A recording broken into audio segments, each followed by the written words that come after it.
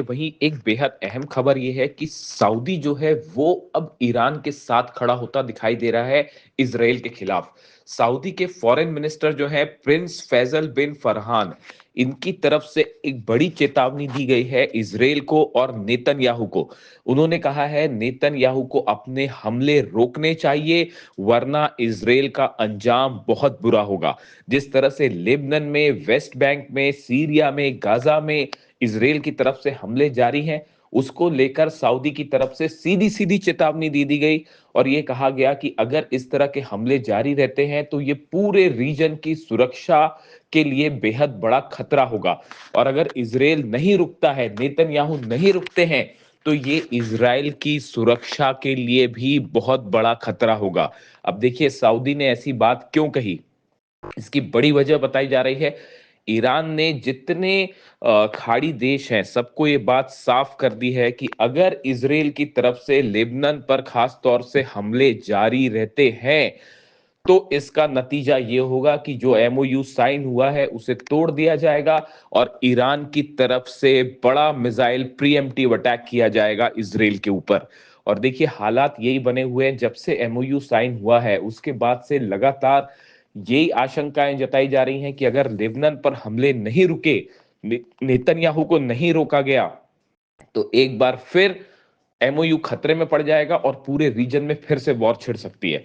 इसीलिए शायद JD Vance लगातार ये दबाव बनाने की कोशिश कर रहे हैं नेतन्याहू के ऊपर कि किसी तरह से ये जंग रुक जाए। कल भी जेडी वेंस के बयान सामने आए कि इजराइल जो है वो सिर्फ अमेरिका की हथियारों के दम पर ही जो है आज सुरक्षित है। इस तरह के बयान जेडी वेंस की तरफ से आए, लेकिन उसके बावजूद बेहद मुश्किल है नेतन्याहू को रोकना। और जिस तरह की खबरें हैं उसके मुताबिक नेतन्याहू ने एक बड़ा ऑपरेशन का प्लान शुरू कर दिया है कि कैसे ईरान के खिलाफ एक बड़ा ऑपरेशन छेड़ा जाए। इसके लिए बैठकों का दौर जारी है इजराइल में। साथ ही देखिए खबरें ये भी हैं कि इजराइल ने अपनी सेना को तैयार रखा है, एयरफोर्स तैयार है और ये कहा जा रहा है कि बस नेतन्याहू जैसी जब भी ऑर्डर करते हैं, इजराइल हमला करने के लिए तैयार है। लेकिन जो अभी हालात हैं उसके मुताबिक डोनाल्ड ट्रंप की पहली प्रायोरिटी है किसी तरह से हॉर्मूज पूरी तरह से खुले, तेल जो है तेल सप्लाई सुनिश्चित हो, ताकि अर्थव्यवस्था नियंत्रण में आए, ताकि आने वाले चुनाव में डोनाल्ड ट्रंप को नुकसान ना हो, मिड टर्म पोल्स में डोनाल्ड ट्रंप को नुकसान ना हो, इस बात पर पूरा फोकस है डोनाल्ड ट्रंप का। यही वजह बताई जा रही है कि ये एमओयू साइन किया गया है।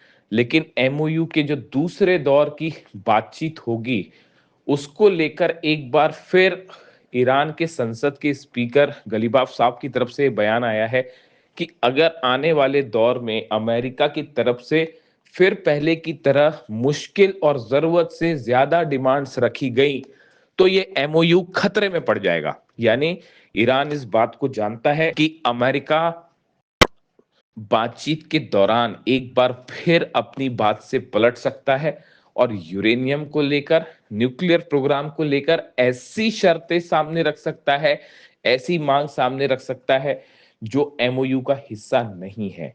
देखिए एमओयू में बहुत सारी चीजें ऐसी हैं जो साफ नहीं है, क्लियर नहीं है। इसीलिए कहा जा रहा है कि अमेरिका की तरफ से अगर जरूरत से ज्यादा मांगे रखी जाती हैं तो ईरान उनका पालन नहीं करेगा और एमओयू तोड़ दिया जाएगा और फिर जंग ही आखिरी रास्ता होगा।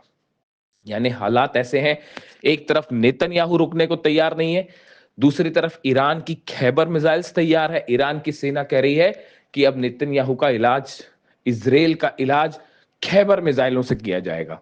इन हालात में एमओयू कितने दिन तक टिका रहेगा, इसको लेकर सबके मन में बड़ी आशंकाएं हैं।